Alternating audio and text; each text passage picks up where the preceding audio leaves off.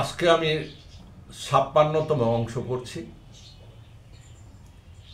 বইটির শেষ অংশে আমরা চলে আসছি এবং রাজনৈতিকভাবে ক্লাইম্যাক্সে ভরা, সত্য তথ্য উপাত্ত দিয়ে লেখা, সঠিকভাবে আমি উপস্থাপন করতে চাই। পদত্যাগের পর বি চৌধুরীর প্রতিক্রিয়া। বিএনপির সংসদীয় দলের সিদ্ধান্তে প্রতি সম্মান জানিয়ে পদত্যাগ করেছেন বলে বদরুদ্দোজা চৌধুরী উল্লেখ করেন।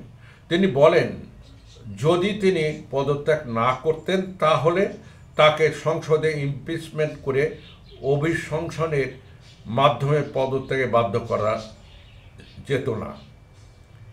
বি চৌধুরী বলেন, তিনি নিরপেক্ষভাবে দায়িত্ব পালন করতে চেয়েছিলেন। পদত্যাগের পর বি চৌধুরী সাংবাদিকদের কাছে নানা বিষয় তুলে ধরেন। বিএনপির প্রতিষ্ঠাতা জিয়াউর রহমানকে স্বাধীনতার ঘোষক হিসাবে উল্লেখ না করা প্রসঙ্গে অধ্যাপক চৌধুরী বলেন, মরহুম জিয়াউর রহমানের স্বাধীনতা যুদ্ধের ভূমিকা সম্পর্কে আমি আমার বাণীতে বলেছিলাম। আমি তার ঐতিহাসিক ভূমিকা সম্পর্কে বলেছি। এই ঐতিহাসিক ভূমিকা বলার ক্ষেত্রে দুটো বিষয় আছে, একটি ঘোষক এবং অপরটি যুদ্ধক্ষেত্র থেকে যুদ্ধ করা। আমি বরং অনেক বিস্তারিত বলেছি। আর এক কথা বারবার বলতে হবে কেন? ২০২৬ সালের বিবিসি বাংলাকে দেওয়া এক সাক্ষাৎকারে বদরুদ্দোজা চৌধুরী বলেন, প্রথম কথা, আমি দলের বিরুদ্ধে কোনো কাজ করি নাই। আর দ্বিতীয়ত, আমি তো দলেই ছিলাম না। আমি তো নির্বাচনের আগেই পদত্যাগ করে এসেছি। সুতরাং আমি দেশের প্রেসিডেন্ট হিসেবে যেভাবে কাজ করা উচিত ছিল আমি সেইভাবেই করেছি। বি চৌধুরী পদত্যাগ প্রসঙ্গে তার সন্তান মাহি বি চৌধুরী কি বলেন? ২৪শে ফেব্রুয়ারি ২০১৯ বাংলাদেশ জাতীয় সংসদের রাষ্ট্রপতি মোহাম্মদ আব্দুল হামিদের ভাষণের উপর আনীত ধন্যবাদ প্রস্তাবের আলোচনার অংশ নিয়ে বিকল্পধারার প্রেসিডিয়াম সদস্য মাহি বি চৌধুরী এমপি, তার পিতা বিএনপির সাবেক প্রতিষ্ঠাতা মহাসচিব এবং সাবেক রাষ্ট্রপতি অধ্যাপক বদরুদ্দোজা চৌধুরী পদত্যাগ সম্পর্কে দীর্ঘ বক্তৃতা করেন। জাতীয় সংসদের এই অধিবেশনে সভাপতিত্ব করেন ডেপুটি স্পিকার ফজলে রাব্বি মিয়া।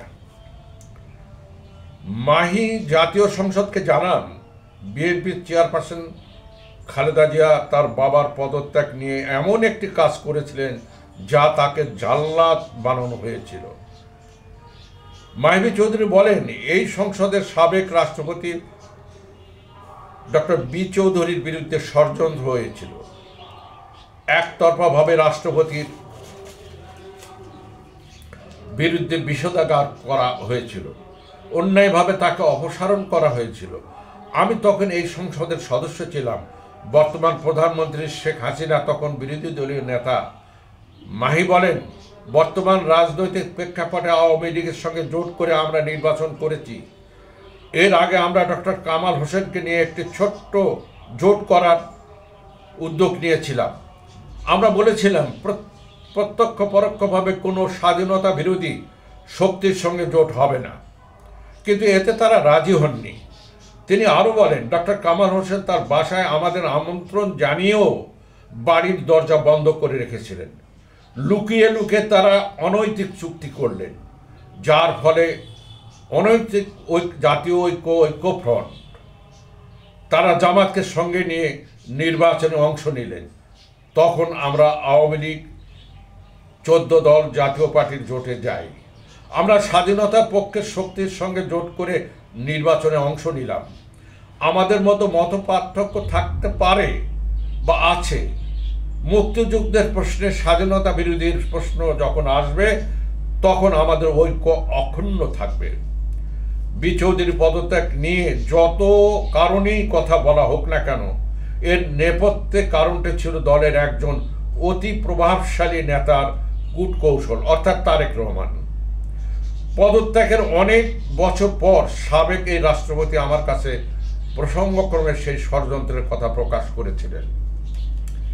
আওয়ামী লীগের সাধারণ সম্পাদক আব্দুল জলিলের সাথে আমি একদিন বি চৌধুরীর সঙ্গে আমার অন্যরকম সম্পর্ক গড়ে ওঠে।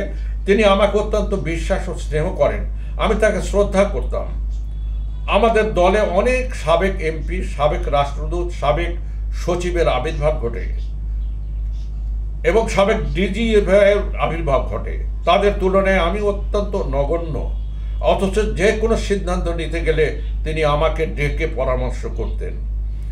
তার সফর সঙ্গী হিসাবে বাংলাদেশে প্রায় প্রতিটি জেলায় হেলিকপ্টার যোগে আমাকে নিয়ে যেতেন।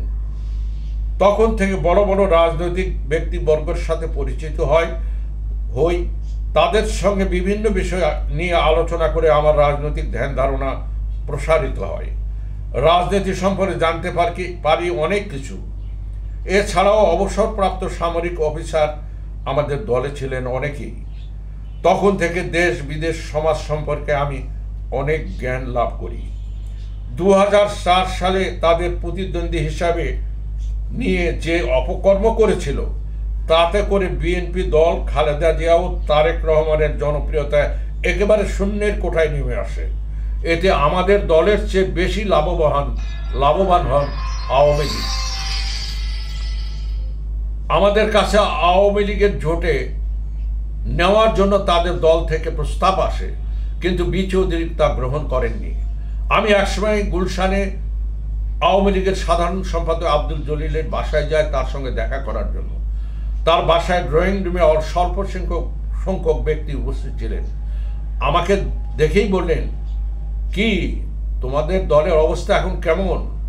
আমি তার উত্তরে বলতেই তিনি বললেন, ঝোপ বোঝে কোপ দিতে হয়।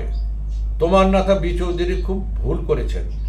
এই সুযোগ কালে ভদ্রে একবার কারো কারো জীবনে আসে। বি চৌধুরী কেন প্রেসিডেন্ট পদ থেকে পদত্যাগ করলেন? তাকে তো 3 বাহিনী সমর্থন দিয়েছিলেন, দেশের জনগণও চাইছিলেন, আমরাও আওয়ামী লীগ তাইও চেয়েছি। শেখ হাসিনা সহ আমাদের একটা বৈঠকও হয়েছিল। আব্দুল জলিল আরও বলেন, দেশের স্বার্থে আমরা বি চৌধুরীকে সমর্থন দিতাম। কেন তিনি পদত্যাগ করলেন? এই সুযোগ আর আসবে না কোনো দিনই বি চৌধুরী ভাগ্যে। এখন তোমরা শত চেষ্টা করেও বিএনপি থেকে নেতা বের করে নিয়ে আসতে পারবে না। যদিও আসে তবে সাময়িক, কিছুদিন পর আবার তারা তাদের দলে ফিরে যাবে।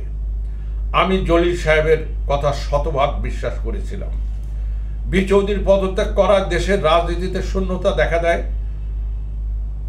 কিভাবে, কেমন করে আবার প্রেসিডেন্ট নির্বাচন হবে? মাত্র 7 মাসের ব্যবধানে এত বড় এক রাজনৈতিক শূন্যতা কিভাবে মোকাবেলা করতে পারে, সে অভিজ্ঞতা বিএনপির ছিল না। সব দিক বিবেচনায় বি চৌধুরী ছিলেন বিএনপির মধ্যে মাথা, আর খালেদা জিয়া ছিলেন হার্ট। কিন্তু হার্ট মাথার কদর বুঝতে ব্যর্থ হলেন। সেদিন জলিল ভাই আরও বলেছিলেন, বঙ্গবন্ধু তো জাতির পিতা, কারো অস্বীকার করার উপায় নাই। বি চৌধুরী যখন সংসদ উপনেতা ছিলেন, তখন আমাদের নওগাঁর ছেলে কি কারণে পার্লামেন্ট ভবন থেকে বঙ্গবন্ধুর ছবিটা নামিয়ে ভেঙে ফেলে? এটা কি কোনো রাজনৈতিক শিষ্টাচারের মধ্যে পড়ে? এই ছবিটি ভাঙার জন্য পুরস্কার স্বরূপ আলমগীর কবিরকে মন্ত্রী করা হয়েছিল। তার কি যোগ্যতা আছে মন্ত্রী হওয়ার? এই তোমাদের দলের নীতি আদর্শ। আমি বলি, আমি তো বিএনপিতে নেই। আব্দুল জলিল আরও বলেন, তখন বি চৌধুরী সংসদ উপনেতা ছিলেন। তার বাবার সাথে বঙ্গবন্ধুর সম্পর্ক ছিল খুবই ভালো। তারাও স্বাধীনতার সপক্ষের মানুষ। তিনি অর্থাৎ বি চৌধুরী তো সেদিনে অনেক খোড়া যুক্তি দেখিয়ে আলমগীর কবিরের পক্ষ নিয়েছিলেন। পক্ষান্তরে খালেদা জিয়াকে সংসদে বাঁচিয়ে রেখেছিলেন। এখন নিজের কাছে ক্ষমতা এসেও তিনি গ্রহণ করতে পারলেন না। জলিল সাহেবের সঙ্গে আরও অনেক বিষয়ে আলাপ হয়েছিল। আমি তার কথাগুলো শুনলাম মাত্র, কোনো দিন কোথাও আমি বলিনি। আজ লিখলাম, বি চৌধুরী স্যার যে ভুল করেছিলেন এতে কোনো সন্দেহ নেই। আমি অত বড় কোনো নেতা নই। দেশের ক্ষমতা পরিবর্তনের বিষয়ে আমার মতো নেতার প্রয়োজন পড়ে না। এ বিষয়ে আলোচনা নাইবা করলাম। আমি বি চৌধুরী ও তার পরিবার এবং বিকল্পধারা বাংলাদেশের অনুগত একজন কর্মী মাত্র। এখন আসি বি চৌধুরী স্যারের আম বাগান। বি চৌধুরী স্যার একদিন আমাকে বলেন, আমাকে আর কতদিন আপনার বাগানের আম খাওয়াবেন? তার চেয়ে আমার একখানি পতির জমি আছে, সেখানে ভালো জাতের আম গাছ রোপণ করে দেন। আমি তার কথা মোতাবেক সাভারে গিয়ে তার জমি থেকে মাটি নিয়ে ল্যাবে পরীক্ষা করে বলি, আপনার মাটিতে গাছ লাগানো হবে এবং ফলও আসবে। তখন আমাকে বলেন, তাহলে এক্ষুনি এর ব্যবস্থা নিন। আমি তখন গ্রামের বাড়ি চলে আসি। সাভারে ওই জমির পরিমাণ ছিল 22 বিঘা। বি চৌধুরী বিশ্বাসী একজন কর্মকর্তা মাসুদের সঙ্গে আলাপ করে এলাকায় গিয়ে ল্যাংড়া, খিরসাপাতি, নাগফজলি, আম্রপালি, মল্লিকা জাতের 462টি আম গাছের ভালো চারা কিনে একটা বড় ট্রাকে সাভারে নিয়ে আসি। তার সঙ্গে নিয়ে আসি 12 জন লেবার এবং কাজের ব্যবহৃত যন্ত্রপাতি। ডক্টর বি চৌধুরীর সাভারের প্লটটি অত্যন্ত জঙ্গলে ভরা, তবে মাটি সমতল। লেবারদের সব দেখিয়ে দিয়ে খাওয়ার ব্যবস্থা করে ঢাকায় এসে স্যারকে বিস্তারিত বলি। সবসময় বি চৌধুরী খুব খুশি হলেন। আম গাছের চারা লাগাতে 2 দিন লেগেছিল। 2 দিন পর 21শে আগস্ট 2004 শেখ হাসিনার সমাবেশ স্থলে বর্বর গ্রেনেড হামলা। আমি 20শে আগস্ট সন্ধ্যাবেলা কাজের গতি প্রকৃতি দেখতে যাই। লেবাররা বলে, আমরা ঢাকা দেখতে চাই। বলি, ঠিক আছে, আগামীকাল 21শে আগস্ট সকালবেলা তোমরা ঢাকায় হানিফ কাউন্টারে চলে এসো। শ্রমিকদের হাইকোর্ট দেখানো। আমি সকাল 9টার দিকে শ্রমিকদের আনতে হানিফ কাউন্টারে যাই। তখন শুধু আমার কাছে মোবাইল ফোন ছিল, তাদের কাছে ছিল না। তারা নতুন মানুষ, ঢাকা কোনো দিন দেখেনি। আমি সেখানে তাদের 12টা পর্যন্ত বসে থাকার পর শ্রমিকদের দেখা মিলে। আমি বলি, তোমরা কি কি দেখবে? সবাই একসঙ্গে বলল, আমরা হাইকোর্ট দেখব, প্রধানমন্ত্রীর সাথে দেখা করব, আর মন্ত্রীরা কোথায় বসে সে অফিস করে সেটাও দেখব, আর যদি সময় পাই তাহলে শেখ হাসিনার সাথে দেখা করব। আমি তাদের কথায় হাসতে হাসতে মরি। তাদের আর কিছু না বলে প্রথমে হাইকোর্ট দেখার জন্য রওনা হই। 12-13 জন লোক, কোনো রকমের রিক্সা মিলল। আমরা তখন হাইকোর্টে যখন আসি তখন দুপুর 2টা। সবাইকে একসঙ্গে ডেকে বলি, ঢাকা শহর বড় শহর, তোমরা যদি এক না হয়ে ঘোরাফেরা করো তাহলে হারিয়ে যাবে, আর কখনো গ্রামে ফিরতে পারবে না। তাই তোমাদের একসঙ্গে থাকতে হবে আর বারবার নিজেদের গনে নিতে হবে বলে আমি এক জায়গায় বসে বিশ্রাম নেই। কারণ ওদের সঙ্গে থাকলে আমার কথার জবাব দিতে দিতে এক সময় আমার মান ইজ্জত খোয়া যাবে। 12 জন মিলে হাইকোর্ট দেখতে গেল, কিন্তু আর ফেরার কোনো নাম নেই। অপেক্ষা করা খুবই বিরক্তিকর। আমি সেখানে প্রায় ঘন্টাখানেক অপেক্ষা করার পর তাদের দেখা মিলে। সবার মুখে হাসি যেন লেগে আছে। আমাকে তারা বলল, আমাদের ভাগ্য ভালো যে বি চৌধুরী বাগান করতে এসেছিলাম, তা না হলে আমরা ঢাকা দেখতে পারতাম না, হাইকোর্টও দেখতে পারতাম না। আমি বলি, কেমন দেখলে তোমরা? তারা বলল, বিশাল ব্যাপার বাবাজি, এত বড় দালান আমরা কোনোদিন দেখিনি। আমি বলি, এত দেরি হলো কেন? পুলিশ তোমাদের কিছু বলেনি? ওর মধ্যে 2 জন বলল, আমরা 2 জন কোর্টের বারান্দায় ঘুরতে ঘুরতে একটা বড় ঘরের মধ্যে ঢুকে গিয়েছিলাম। তখন আমাদের লুঙ্গি পরা দেখে হাত ধরে টেনে বারান্দায় নিয়ে আসে, আর কিছু বলেনি। আমি বলি, আমি তোমাদের আগেই বলেছিলাম কোনো ঘরে যেন ঢুকে না পড়ো, কিন্তু তোমরা তাই করলে। তখন তারা বলল, চাচা, আমরা মন্ত্রীরা যেখানে থাকে দূর থেকে হলেও ওই দালানগুলো দেখব। আমি ওদের নিয়ে দল বেঁধে হাঁটতে হাঁটতে সচিবালয়ের দিকে যাই।